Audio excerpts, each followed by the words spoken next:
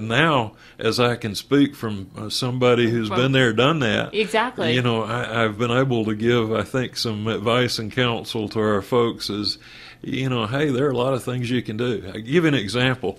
I was in a metropolitan hospital center having some tests done during the course of my treatment.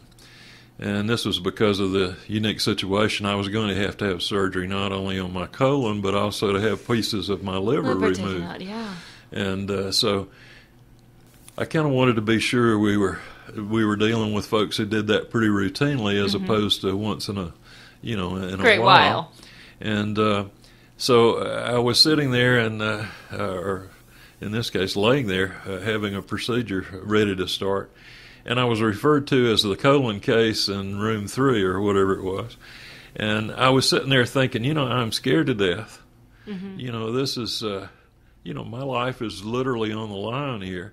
And I'm the colon case as opposed to Ken Dykes. There didn't appear to me to be a lot of individualized, personalized caring or you were just like the next part of the job. I was kind of on that assembly line. I was the next guy in line to have that particular thing done. And those people didn't mean anything wrong by it. I mean, and they were great folks. But I came away from that experience determined to try to preach to each of our people the importance of personalizing and take a moment to put yourself inside the other person's shoes. Think about what you're saying. Give reassurance, give information, just reach out. And you're right. A compassionate caring is as important as the technology, in my opinion. Oh, and I agree wholly. So now tell me, you've been there, done that, like you said, and then like you said earlier, families are affected by this so much. So what advice would you have for the families or people who know of somebody that is battling with cancer? What would you say to them? Well, the first thing I'd say is, don't allow the C word to scare you to death. And sometimes I think there's some patients and families who are so terrified with the diagnosis that they kind of shift gears and go into a bunker sort of mentality when they really need to perk up, realize that these conditions can often be very successfully treated, that survivorship is an option, that you have to basically participate with your caregivers, with the folks who are providing you treatment, work with them. To folks who haven't yet had an experience with cancer, even young ones, there are for each of the key cancer sites, there is a series of guidelines for screening, and they're available through the American Cancer Society or off of our website or other folks' on website. How to work with somebody. How often you ought to be checked for various things. Oh, okay.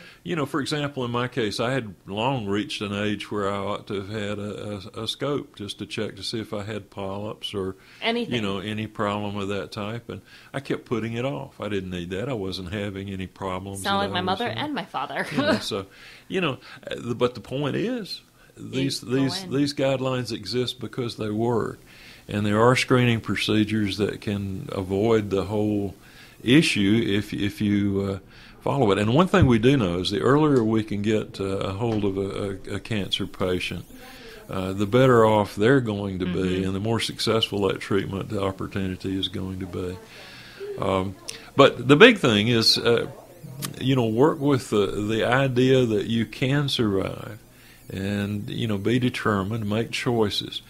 One thing I've learned is that there are coping mechanisms that are available to help you keep your hope alive, to help you keep moving ahead in a very, very difficult situation. One good thing, I guess, not that you would ever want to have cancer to have this good thing happen, but one good thing that does happen to most cancer patients is that they have a bit of an epiphany about what life is really all about. It's unfortunate that it takes something like that to remind us, that life is about living and the relationships in your life, not the material possessions that you have, but actually the relationships that have been You know, built. we all get so caught up just in the business day-to-day of life. living, you know, that we Yes. don't really experience the life. And, you know, I know that I catch myself, you know, like this past week we've had a beautiful full moon, you know, and as I've been going and coming various places, you know, it's now much more often that I'll take time just to stand and watch that and just be blessed with the beauty and the just the wonderful world in which we live. And, you know, now I know that it's easier for me to prioritize time with a grandchild or with someone I love, or to do things that are really meaningful as opposed to doing things that just fill in time Just or to do maybe not be things. necessary at all. And so life can be very, very rich and full, and sometimes something like this really helps us focus on it. Now, having said that, I think anybody who had cancer will quickly tell you they don't ever want to do it again. Exactly, And, exactly. so that you take the good things as they come, but there are other ways to get to that particular kind of fulfillment. So now, tell me again, when the Bismarck Cancer Center, you guys are a nonprofit organization. We're a nonprofit organization. Everything that we are able to make, if you want to put it that way, in terms of an income, is plowed back into the business. Okay. For that reason, we have very modern equipment and facilities, and we're able to stay up with the technology. One of our accelerators, for example, will cost around $2.5 or $3 million. Oh, geez. So, you know, we That's have not technology, everything yes. we do requires tremendous capital resources.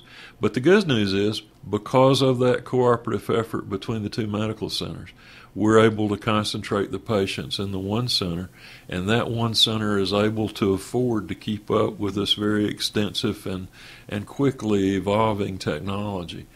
And that makes it really great for the people in our community. Now, one of the other things that we do, which I'm totally passionate and committed about, is we have a foundation Okay. that helps us raise money. For example, here in the next couple of weeks, we'll be doing Apple Fest out at Buckstop Junction. It's a fundraiser.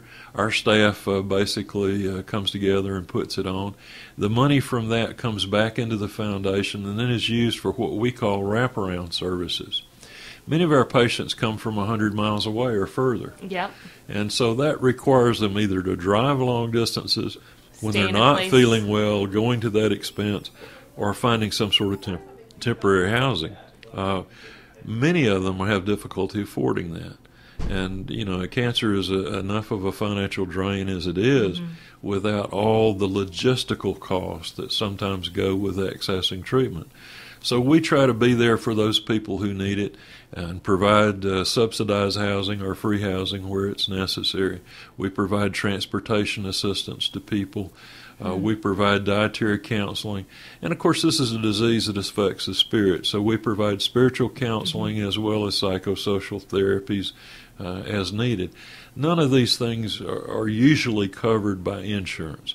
So this is, although a really important part of making someone heal, Healthy again. and so we think it's part of that thriving process.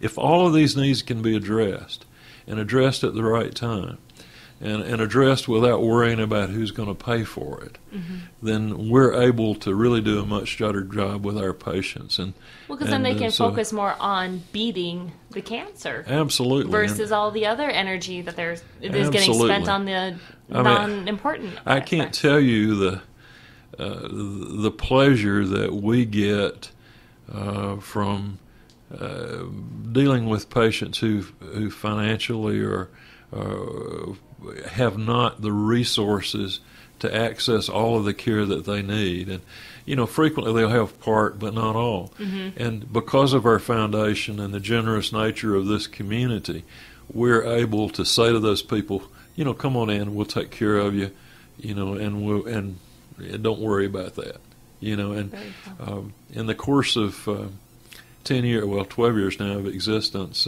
cancer centers never turned a patient away for lack of ability to pay. Wow, And, that's huge. I don't know how much longer in the economy that we live in that we'll be able to do that. But the reason we're able to do it is because the Bismarck Cancer Center Foundation continually runs across people who give of their own resources. And of course, all the money stays here in the communities in our service area. So it's one of the things that we really are very, very proud of. We will very soon. We will be adding some other wraparound services for some patients who need it. Stress is a big problem, so we will be adding massage therapy as one of the things that will be available to those patients who need and desire that service for their stress.